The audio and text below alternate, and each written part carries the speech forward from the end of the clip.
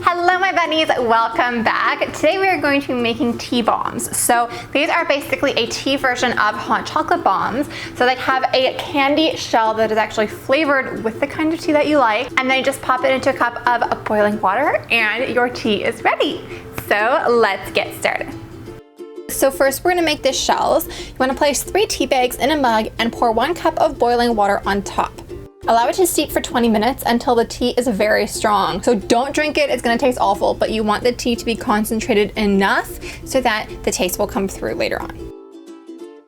Then measure out half a cup of tea and pour it into a medium pot along with some granulated sugar and some corn syrup, and stir until the sugar has fully dissolved. And if this recipe seems a bit familiar to you, years ago, oh my god, I feel like it was another decade ago, I made some tea lollipops, which are basically the same kind of technique. So I'll link that in the cards if you want to see me use this recipe with a huge variety of tea. So then while the candy is still boiling and heating, you want to prepare the mold. So there are 2 different techniques you can use. The first, I am going to credit Anne Reardon for how to cook that because her video showed me how, so I'll link her video down below. But you're basically going to flip over a silicone half sphere mold and pop it onto your work surface and spray it with cooking spray, and then just gently smooth the spray over the entire surface with a small square of paper towel. Then place the mold on top of a sheet of parchment paper and place something underneath the mold to have it sit at an incline. And then for technique number 2, it's pretty simple. You just want to use that same mold and then just place it right side up on some parchment paper. That's literally it. Set the pot to medium-high heat and attach a candy thermometer. Heat the sugar until it reaches 310 degrees Fahrenheit, stirring occasionally. Then remove the pan from the heat and stir until it stops bubbling. So then when the candy is ready, you want to pour it onto the mold according to the technique you're going to use. So for technique number 1, we're going to pour the candy directly on top of the spheres, making sure that it coats all sides. And then you want to wait about 10 minutes for the sugar to start to set, and then use a round cookie cutter to make a round seam around the edge of the sphere. So this is going to make it much easier for the sugar sphere to detach from the rest of the sugar.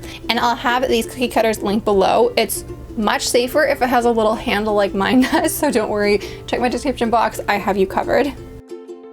Then for technique number 2, you want to pour the sugar into the molds and let the sugar sit in the molds for about 5 minutes, and then very carefully hold the mold above the pot and turn it upside down, allowing the sugar to pour back into the pot.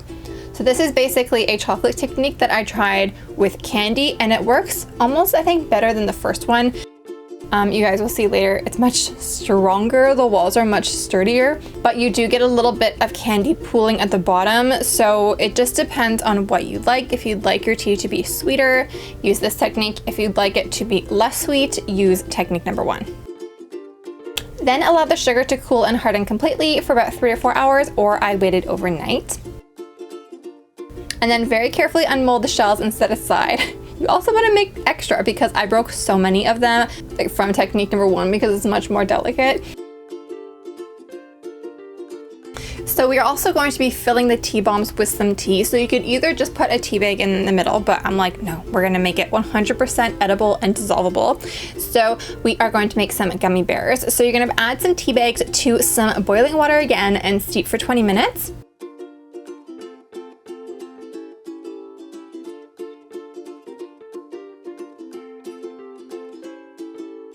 Then remove those tea bags and add enough hot water to restore it back to 1 cup of liquid.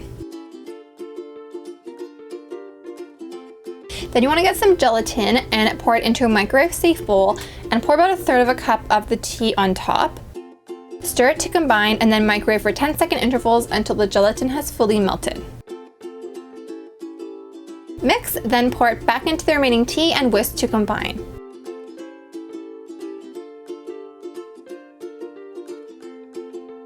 Then pour the mixture into a silicone gummy bear mold and chill them in the fridge for about 30 minutes or until they are firm.